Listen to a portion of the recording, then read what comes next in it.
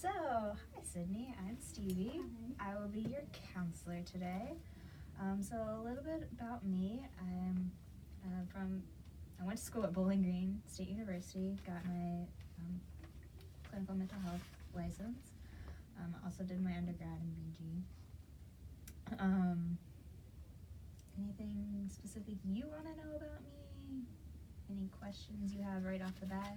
I guess, how does this work? Us discussing things. So it's going to be a lot of back and forth. One thing I do want to mention is confidentiality. Think of this room like Vegas. What happens here stays here. Right? Unless you are talking about harming yourself, someone else, or reporting child abuse or elder abuse, and then that's when I have to report. But everything else stays confidential between us, and it's just going to be like a conversation back and forth. Okay. So it'll be really relaxed, no reason to get tense or freak out or anything like that. So take a deep breath. Alright, so why don't you start off by telling me a little bit more about yourself? So, I'm also I'm in college right now. I'm in grad school, so it's pretty stressful. But I have a dog. Her name is Jazzy. She's my best friend. Horrible. Spend a lot of time with her. My free time, I kind of when I do have free time, to just relax, maybe watch TV or read or something like that. What kind of books and TV shows do you like? So TV shows, I'm kind of the true crime person, I guess. I like watching the documentaries and things like that, or Criminal Minds. I'm a big Criminal Minds fan. When it comes to reading, I'll read just about anything, really. I like suggestions when people suggest me books, so I'll read nonfiction or fiction, mystery, anything really. Cool. How long have you had your dog? She is 8 years old. Is she a small dog? So she's a bulldog, an English bulldog. So she weighs 60 pounds, but she's not more than a foot tall. So it's like a block. Is she stubborn? Yes, in her ways, but she mostly sleeps. It's her favorite activity. I'll leave the house and I'll come back. She's in the same spot, snoring away. So she's not a very good guard dog. Sounds like a bulldog right there. All right, so kind of jumping ahead, why don't you say 4 or 5 weeks from now, when we're kind of ending things, what do you want to happen? What's your end goal for this? So mainly I want to work on my time management skills. Grad school is a big part of my life, and being able to manage when I do homework and when I do schoolwork, and my job on top of that is very stressful. I feel I do a lot of procrastinating, so it just increases my anxiety and my stress when I have things to turn in. That kind of sounds like a lot of people, especially college students. So time management is definitely a good goal. What does that exactly look like for you? Are you a list person? Do you want to block things on a calendar? I like lists. I like to cross things out. It makes me feel good when I'm okay, I did that, and I can cross it off the list. It feels really good. My problem is I know some things due, and I'll have an entire 2 weeks or something to do it, but I'll literally wait until the morning that the assignment is due, at midnight or something, and I'll work on it that day instead of working on it ahead of time. And it's just it's really stressful because I'm not doing my best work, and I'm worried about not finishing it in time, and it just creates a lot of anxiety for me.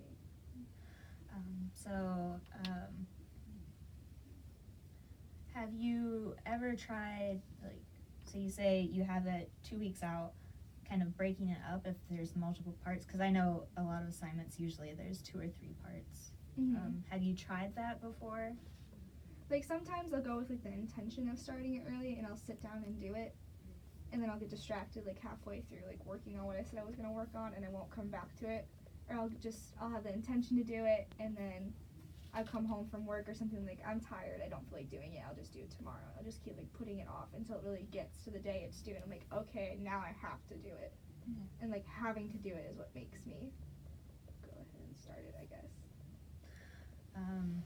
So do you think there are some other ways to kind of push you so you don't procrastinate, so you can get that stress level down, so you don't feel that anxiety and you can be a little bit more calm?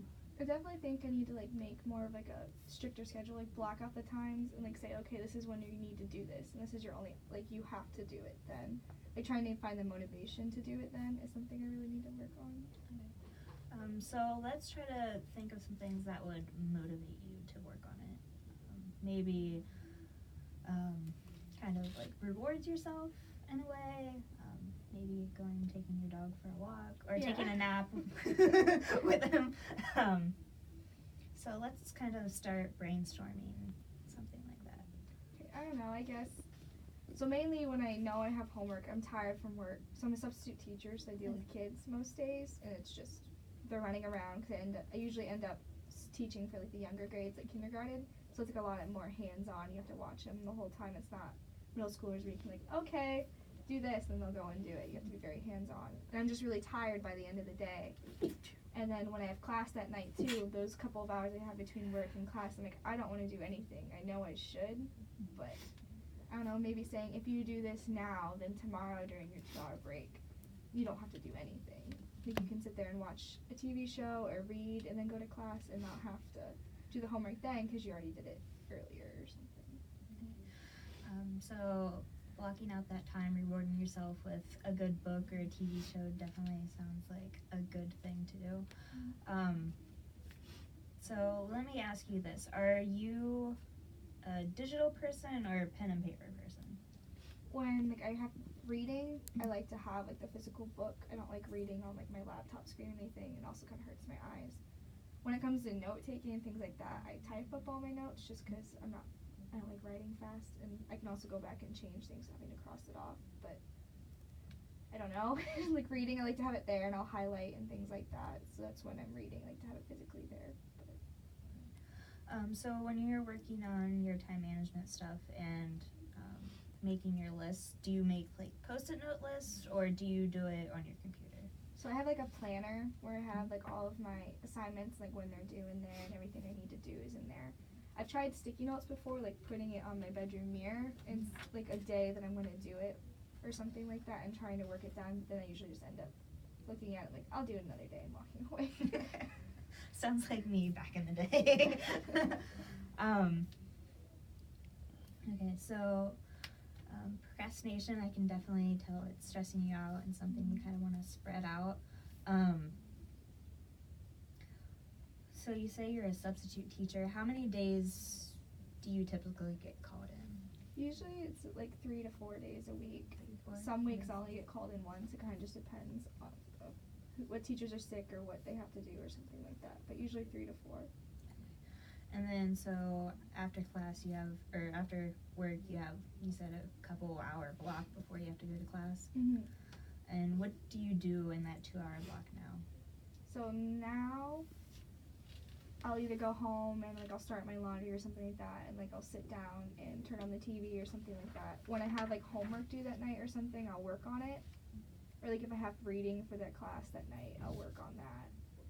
But that's usually only if it's like that day is when it's due, or it's that day I have to have the reading done by. If I don't have anything due that day, then I'll just sit there and watch TV or I'll read my book or something. So, how would you, in an ideal world, if you didn't procrastinate and you had that motivation, what would time management look for you? It'd be like, I think on the weekends would be like a big thing. Like if I did more work on the weekends, Okay. I'd have a lot more done that way. And then on the days that I don't get called into work, maybe like going to the library or going to a coffee shop or something and sitting down and like making that effort to go there and know, okay, you have time today, go do your work ahead of time instead of like having that 2 hours right before class, crunch time to try and get it done. Okay. So weekends sound like a good opportunity for you. Sounds like most people, right, busy during the week, can understand, especially working and being a student. So, okay, so we have weekends. Let's think of ways that,